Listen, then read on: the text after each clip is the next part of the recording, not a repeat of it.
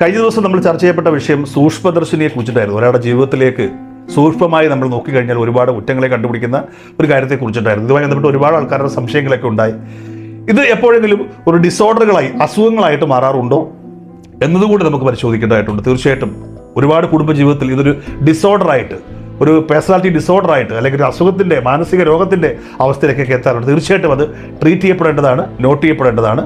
അതിനെക്കുറിച്ചാണ് നമ്മൾ ഇന്ന് ചർച്ച ചെയ്യുന്നത്. ഔട്ട് ഓഫ് കോർട്ടിലേക്ക് സ്വാഗതം.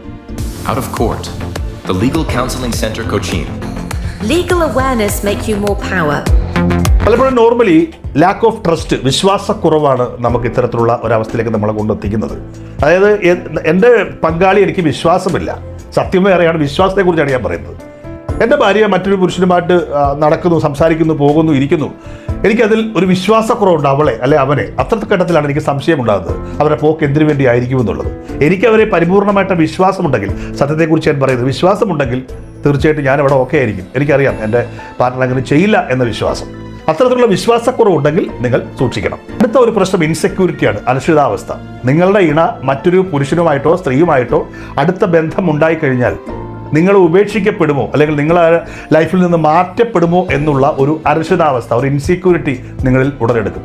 അപ്പോൾ തന്നെ അതിനെ ഓവർകം ചെയ്യാനായിട്ട് നിങ്ങൾ നിങ്ങളുടെ ഇണയെ വാച്ച് ചെയ്തുകൊണ്ടേയിരിക്കും. ഇത്തരം ഒരു അവസ്ഥ നിങ്ങൾക്കുണ്ടോ? സൂക്ഷിക്കണം. അടുത്തത് കൺട്രോൾ ഫ്രീക്ക് ടെൻഡൻസിയാണ്, മറ്റുള്ള ആളെ നിയന്ത്രിക്കുവാനുള്ള പ്രവണത. എൻ്റെ ഭാര്യ എൻ്റെ സ്വന്തമാണ്, അവളെ മറ്റാരും നിയന്ത്രിക്കാൻ പാടില്ല, എൻ്റെ നിയന്ത്രണത്തിലായിരിക്കണം, അല്ലെ എൻ്റെ ഭർത്താവ് എൻ്റെ നിയന്ത്രണത്തിലായിരിക്കണം എന്നുള്ള ഒരു ടെൻഡൻസി നമുക്ക് ഉണ്ടാവാറുണ്ടെങ്കിൽ, നേരത്തെ പറഞ്ഞ സസ്പിഷൻ അല്ലെ സംശയത്തിനുള്ള ഒരവസ്ഥ കൂടി. ഞാനിപ്പോൾ പറഞ്ഞുകൊണ്ടിരിക്കുന്ന നോർമലി ഉള്ള കാര്യങ്ങളാണ്. ഇനി നമുക്ക് ഡിസോർഡറിനെ കുറിച്ചും സംസാരിക്കാം. ഇത് എപ്പോഴാണ് ഒരു മാനസിക രോഗമായ ഡിസോർഡറായിട്ട് മാറുക? മോർബിഡ് ജെലസി അഥവാ ഒതല്ലോ സിൻഡ്രം എന്നൊരവസ്ഥയുണ്ട്.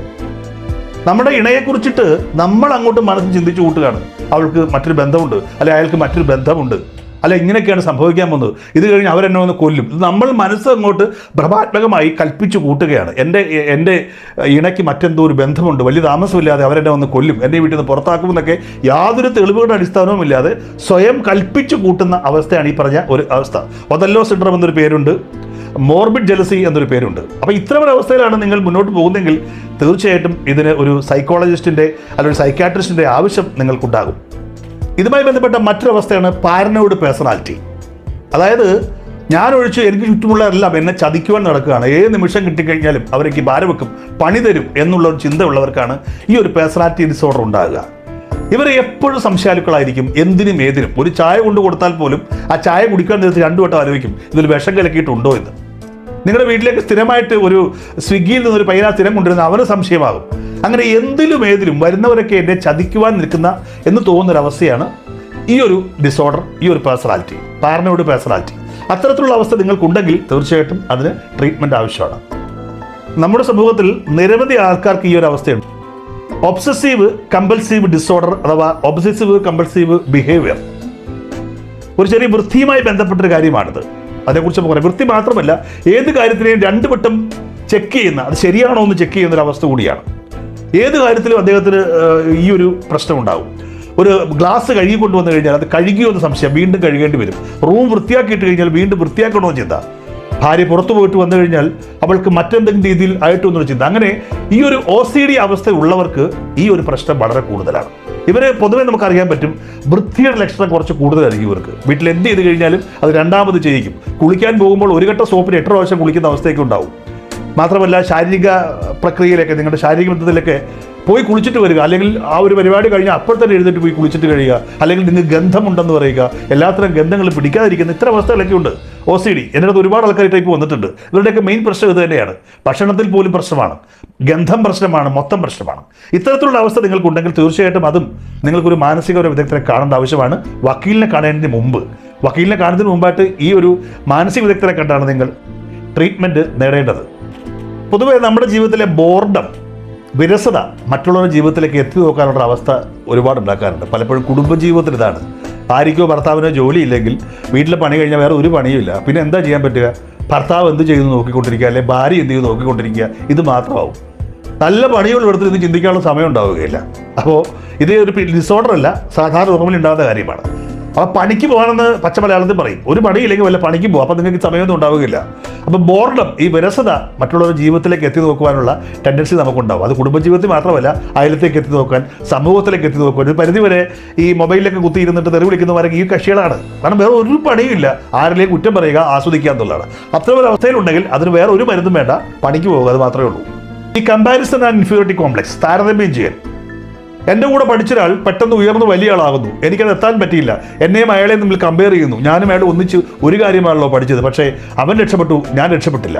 ഞാനും എൻ്റെ കൂട്ടുകാരും ഒന്നി സിനിമയിൽ അഭിനയിക്കാൻ പോകുന്നു, അവൻ രക്ഷപ്പെട്ടു, ഞാൻ രക്ഷപ്പെട്ടില്ല. ഇത്തരം ചിന്ത വന്നു കഴിഞ്ഞാൽ തന്നെ അസൂയയും സംശയങ്ങളും കൂടാം, ഫ്രസ്ട്രേഷൻ കൂടാം. താരതമ്യം കൂടുന്തോറും നമ്മൾ താഴോട്ട് പോവുകയുള്ളൂ. നിങ്ങളങ്ങനെ താരതമ്യം ചെയ്യുന്നതുകൊണ്ട് നിങ്ങളുടെ കൂടെ നിൽക്കുന്ന ആൾ താഴേക്ക് വരില്ല. നിങ്ങൾ മനസ്സുകൊണ്ട് തകർന്ന് താഴേക്ക് വരും. ആ ചിന്താഗതി മനസ്സിൽ നിന്ന് മാറ്റുക. നമുക്ക് നമ്മളെക്കുറിച്ചുള്ള തിരിച്ചറിവ് ഉണ്ടാകുക എന്നുള്ളത് സുപ്രധാനമായ കാര്യമാണ്. നിങ്ങളുടെ ഒരു വ്യക്തിയോടൊപ്പം തന്നെ മറ്റൊരു വ്യക്തിയും അയാൾക്ക് അർഹമായ സ്പേസ് ഉണ്ടെന്ന് മനസ്സിലാക്കിക്കൊണ്ട് തന്നെ പെരുമാറുക. ഒന്ന്, തുറന്ന ആശയവിനിമയം. നിങ്ങൾക്കൊരാളോട് സംശയമുണ്ടെങ്കിൽ അത് സംശയമായിട്ട് നിലകൊള്ളിക്കാതെ ഓപ്പണായി സംസാരിക്കുക. കാര്യങ്ങൾ വളരെ കൃത്യമായിട്ട് കമ്മ്യൂണിക്കേറ്റ് ചെയ്തുകൊണ്ട് അങ്ങനെ ഒരു പ്രശ്നമുണ്ടെങ്കിൽ അതിന് പരിഹാരം തേടുക. അല്ലാണ്ട് അത് മനസ്സിൽ വെച്ചുകൊണ്ടിരുന്നിട്ട് കാര്യമില്ല. അത് സംശയം കൂട്ടിക്കൊണ്ടിരിക്കത്തേ ഉള്ളൂ. അതിനെ ചേഞ്ച് ചെയ്യാൻ ശ്രമിക്കുക. Healthy boundaries. നമ്മുടെ ജീവിതത്തിൽ കൃത്യമായിട്ടൊരു ബൗണ്ടറി എടുക്കണം, സ്പേസ് കൊടുക്കണം. ഒരു മുറിയിലാണ് ഉറങ്ങുന്നതെങ്കിൽ കൂടിയും നിങ്ങൾക്ക് കൃത്യമായിട്ടൊരു ബൗണ്ടറി ഉണ്ടാവണം. നിങ്ങൾ ഭാര്യ ആയതുകൊണ്ടോ ഭർത്താവ് ആയതുകൊണ്ടോ അച്ഛനായതുകൊണ്ടോ അമ്മയായതുകൊണ്ടോ ഒരാളുടെ ജീവിതത്തിൽ പൂർണ്ണമായിട്ട് അങ്ങോട്ട് ഇടപെടാനുള്ള അവസരം നിങ്ങൾക്കില്ല. അത് മക്കളുടെ കാര്യത്തിലായാലും കൂട്ടുകാരുടെ കാര്യത്തിലും എങ്ങനെയായാലും തന്നെയും കൃത്യമായിട്ടൊരു ബൗണ്ടറി ജീവിതത്തിൽ, ഒരു അതിര് ജീവിതത്തിൽ കൽപ്പിക്കുക. ഇനി ഇത്തരം കാര്യങ്ങളിലൊന്നും നിങ്ങൾക്ക് നിൽക്കുന്നെങ്കിൽ മാത്രമാണ് ഒരു കൗൺസിലറുടെ സഹായം. ഇപ്പം ഞങ്ങളെപ്പോലുള്ള ആൾക്കാരൊക്കെ കൗൺസിൽ ചെയ്യുന്നത് ഈ കാര്യങ്ങൾ കേട്ടുകൊണ്ടാണ്. അപ്പോൾ ഞാനൊരു ക്ലിനിക്കൽ കൗൺസിലറല്ല, ഫാമിലി പേഴ്സണൽ കൗൺസിലറാണ്. അപ്പോൾ നമ്മുടെ കയ്യിൽ നിൽക്കാത്ത കേസുകൾ മാത്രമാണ് നിങ്ങൾക്കൊരു സൈക്കാട്രിസ്റ്റിനെയോ സൈക്കോളജിസ്റ്റിനെയോ പോയി കാണേണ്ടത്. അപ്പോൾ നിങ്ങൾക്ക് നിങ്ങളുടെ കാര്യങ്ങൾ തുറന്നു പറയുവാൻ ഒരു നല്ല സുഹൃത്തോ ബന്ധുക്കളോ ഒന്നും ഇല്ലെങ്കിൽ തീർച്ചയായിട്ടും ഒരു കൗൺസിലറെ കാണുന്നത് നല്ലത് തന്നെയാണ്. ഓപ്പണായി കാര്യങ്ങൾ പറയുക, എവിടെയാണ് കുഴപ്പങ്ങൾ എന്ന് മനസ്സിലാക്കാം. നിങ്ങൾ ഒരാളുടെ നേരെ സംശയദൃഷ്ടിയോടെ നിങ്ങളുടെ കൈകൾ ഇങ്ങനെ നീട്ടുമ്പോൾ 3 കൈകൾ നിങ്ങളുടെ നേരെയാണ്, ഒന്ന് മുകളിലേക്കുമാണ്. അപ്പോൾ 3 കൈകൾ നിങ്ങളുടെ നേരെ ചില ചോദ്യങ്ങൾ ചോദിക്കുന്നുണ്ട്. ഓർത്തിരിക്കുക, റെസ്പെക്റ്റബിൾ ഡിസ്റ്റൻസ് എപ്പോഴും ജീവിതത്തിൽ നല്ലതാണ്. Out of Court, the Legal Counseling Center, Cochin. Legal awareness make you more power.